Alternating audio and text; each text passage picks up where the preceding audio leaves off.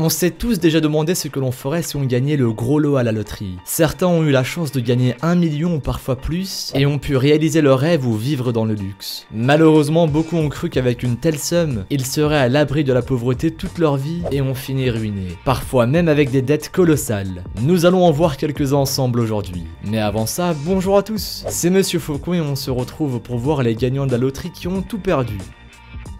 Numéro 1. L'histoire de l'américain Jack Whittaker est sans doute la plus connue, et l'une de celles qui furent le plus médiatisées. Celui-ci a remporté 314 millions de dollars en 2002, une somme phénoménale, surtout quand on sait qu'il était déjà millionnaire avant de gagner. Mais cette somme a été loin de lui faciliter la vie. À peine 4 ans plus tard, Whittaker était déjà ruiné et avait entre-temps perdu sa fille et sa petite-fille, après une suite de mauvais choix mais aussi beaucoup de malchance. En effet, l'américain s'est d'abord mis à fréquenter les bars et les clubs de striptease. 8 mois après sa victoire à la loterie, l'une des stripteaseuses et le barman d'un club qu'il fréquentait l'ont drogué avant de braquer sa voiture en emportant 545 000 dollars. Plusieurs mois plus tard, sa petite fille et son copain sont tous les deux morts d'overdose. Quelques années après cette tragédie, c'est au tour d'une autre fille de Whittaker qui perdit la vie à son tour. L'homme n'avait alors plus un seul sou suite à ses dépenses d'alcool et dans les clubs de striptease, et également après avoir été mêlé à de sombres affaires qui l'ont conduit devant les juges.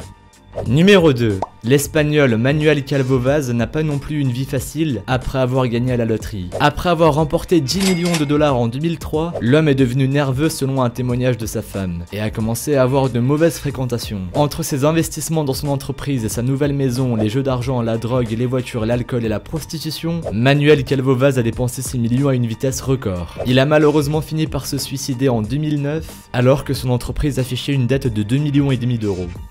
Numéro 3. Comme Jack Whittaker et Manuel Calvo Vaz, la jeune Kali Rogers n'a pas su gérer tout l'argent qu'elle a gagné au loto. Elle avait à l'époque 16 ans, ce qui en faisait la plus jeune gagnante au Royaume-Uni. La somme qu'elle a remportée s'élevait à 1,8 million d'euros. Kali Rogers a tout dépensé dans les vêtements, les cadeaux pour sa famille et ses amis, la drogue, les soirées et la chirurgie esthétique. La jeune fille a avoué que cet argent lui avait plus gâché que facilité la vie. Elle a ensuite demandé à ce que la limite d'âge requise pour participer soit montée.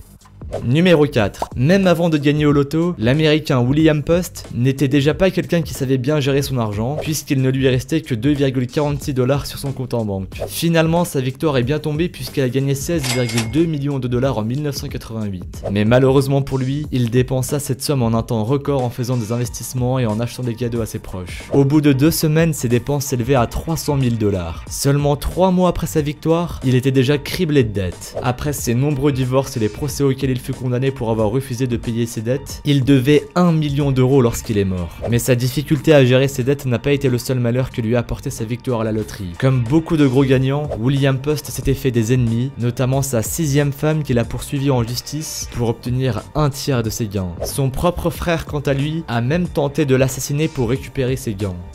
Numéro 5. L'américaine Evelyn Adams a eu la chance de gagner non pas une, mais 2 fois à la loterie. Malheureusement, elle n'a pas su en profiter et elle a elle aussi perdu tout cet argent en un temps record. L'américaine avait gagné 2 années de suite, en 1984 et 1985, et le total de ses gains s'élevait à 5,4 millions de dollars. Malheureusement, on sait tous que dès que l'on commence à gagner au jeu de hasard, on ne peut plus s'arrêter de jouer. C'est ce qui est arrivé à Evelyn Adams. L'américaine a dépensé tout son argent dans des machines à sous et elle n'a pas eu autant de chance cette fois.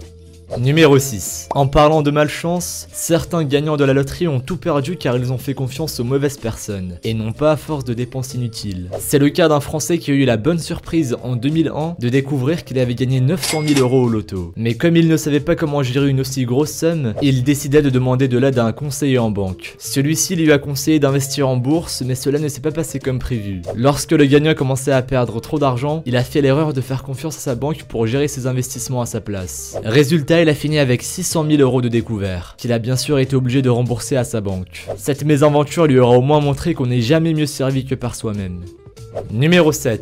L'histoire de Denise Rossi, une américaine qui a remporté 1,3 million de dollars à la loterie, est encore plus incroyable. Dès qu'elle reçut son chèque, elle divorça de son mari sans lui parler de son gain. Lorsqu'il a pris 2 ans plus tard, il poursuivit son ex-femme en justice pour avoir dissimulé cet argent au moment du divorce. Il a obtenu gain de cause et Denise Rossi a dû lui donner tout l'argent qu'elle avait gagné.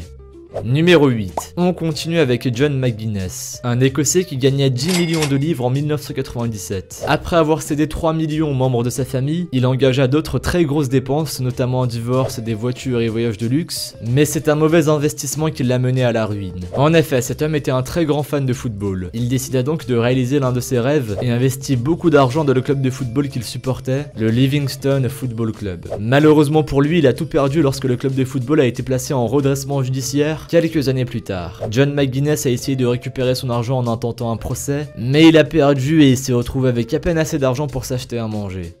Numéro 9.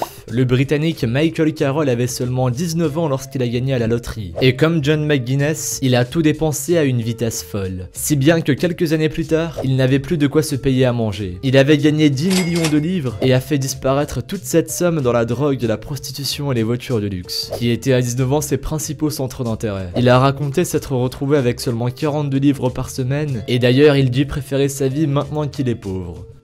Numéro 10. L'américaine Janet Leigh n'a pas dépensé tout son argent en drogue et en voitures de luxe, mais d'une autre façon plus originale. En effet, elle a investi les 18 millions qu'elle a remportés dans des campagnes et manifestations politiques, au profit notamment de Bill Clinton. 8 ans plus tard, elle était endettée jusqu'à 2,5 millions de dollars. Elle a peut-être fait preuve d'un peu trop d'enthousiasme dans son engagement politique. Numéro 11. Jane Park était âgée de seulement 17 ans lorsqu'elle a gagné 1 million d'euros à l'euro-million. C'est d'ailleurs la plus jeune gagnante de l'histoire de cette loterie. Comme Kelly Rogers, la jeune femme a dépensé une grosse partie de ses gains en vacances, voitures, sacs et chaussures de luxe. Et a avoué ensuite que cet argent lui avait gâché la vie. Elle a même tenté de poursuivre en justice les organisateurs de l'euro-million. En effet, elle affirmait que laisser des jeunes filles de son âge participer à la loterie relevait de négligence. Beaucoup de jeunes rêvent de gagner à la loterie, mais lorsque l'on connaît les histoires de Kelly Rogers et Jane Park, on peut facilement se demander si c'est aussi enviable qu'on le pense. Numéro 12. On termine avec le couple Griffiths, pour qui la victoire à la loterie n'a pas seulement causé la ruine, mais aussi le divorce. Et oui, en 2005, Roger Griffiths a remporté 2 millions de dollars à la loterie. Il était à l'époque IT manager, et sa femme Lara était enseignante. Dès la réception du chèque, les deux Britanniques ont quitté leur emploi pour vivre une vie de luxe. Le couple a fait beaucoup d'énormes dépenses, notamment en achetant une étable qui leur a coûté 800 000 livres en travaux de rénovation. Ils ont aussi acheté plusieurs voitures de luxe et sont payés des vacances dans les plus grands hôtels de Monaco, New York, Londres et Dubaï. Mais le couple n'a pas fait que dépenser sans compter. Roger et Lara Griffiths ont tenté d'investir leur argent dans l'immobilier et dans un salon de beauté. Malheureusement, comme pour beaucoup d'autres personnes, leurs placements ont perdu toute leur valeur lors de la crise financière de 2008 et le couple a perdu tout l'argent qu'il avait gagné 3 ans plus tôt à la loterie. Leur couple n'a pas résisté à cette mésaventure et après de nombreuses disputes où chacun accusait l'autre d'être responsable de leur ruine, les Griffiths ont fini par divorcer. Merci à vous d'avoir regardé cette vidéo. Si celle-ci vous a plu et que vous avez appris de nouvelles choses, n'hésitez pas à laisser un petit pouce bleu, un commentaire et à vous abonner si ce n'est pas déjà fait. Pensez aussi à activer les notifications en cliquant sur la petite cloche pour être au courant des sorties des prochaines vidéos. Et si vous voulez en voir plus, suivez-nous sur Instagram et sur Twitter. Les liens sont dans la description. Vous pourrez y retrouver davantage sur des événements insolites ou bien même sur des phénomènes paranormaux. Bref, je vous dis à la prochaine pour une nouvelle vidéo. Salut à tous!